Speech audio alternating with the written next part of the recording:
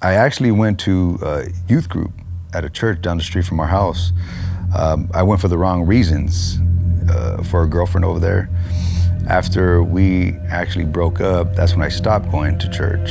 That's when I got into drinking at an early age, early teens. From that point forward, I pretty much consider myself as an alcoholic. I got into a couple accidents, DUIs, had to go spend some time in jail for that. And I never learned my lesson. I continued to drink, and actually even more. I could not leave the house without having a beer, without having a buzz.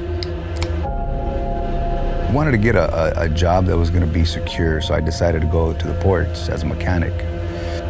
I needed to get some experience. There was a company that they gave me an opportunity to get this experience. When I got into that company, I noticed that there was a lot of drugs involved. There was a lot of methamphetamine involved. And I used to always say I would never do drugs. I would never do hard drugs in my life. There was a certain individual there. I noticed that he was serving everybody there. So with much enticement, I ended up falling for the trap, and I was totally hooked.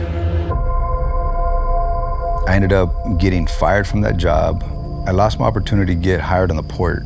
There was so much anger, so much hate, so much rage. There was no way to control myself. There was no doubt about it. I was demonically influenced. These drugs made me do things that I would have never, ever done in my life. Ended up moving back to my parents' house. Shortly after me moving in there, everybody else moved out.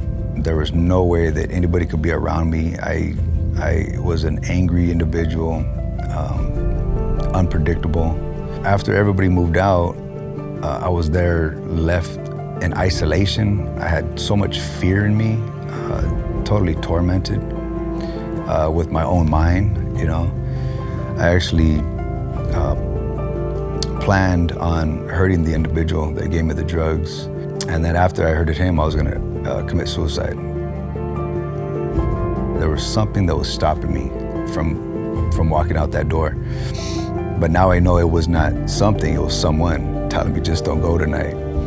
So I ended up sitting back down on the chair that night, and I went to sleep. The next day, I discharged the firearm in the back, and the cops raided my house. But I ended up going to jail. I was in custody. I never got a chance to hurt anybody from that point forward. I ended up going to the hole inside there. So while I was in the hole, I finally got time to reflect on what happened. I was sober. It drove me to my knees that night in that cell. I asked God to forgive me of every sin that I could think of.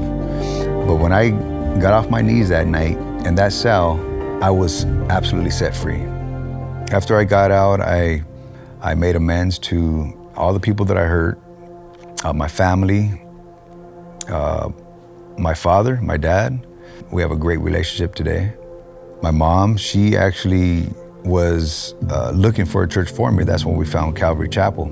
And she says, they're baptizing people right now. Me and her, we came to church, and she actually witnessed me being baptized right here. I ended up coming to a testimony night. And I met a brother here. I was telling my testimony, and that I just got out of prison and I'm trying to look for a job. He calls me up, he comes over to me and he says, I have a friend, he needs 2 guys. I said, all right, let's go. So he picked me up and we went over, he didn't tell me the address, and it's right next to the job where I got fired from, where the guy that I wanted to hurt is right next door to that company. We got hired that day. So I ended up seeing, a couple of weeks later, I ended up seeing that same guy that I wanted to hurt. He got an earful of God, and the guy I wanted to hurt, I actually prayed for now. Hopefully he'll be coming to church too sometime soon. But I went into prison denying God. I should say there was no God, but I came out sharing the word of God. The Lord called me, and I just came running to him. He called me out of that darkness and into his marvelous light.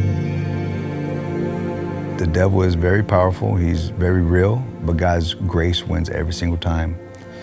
Every single time.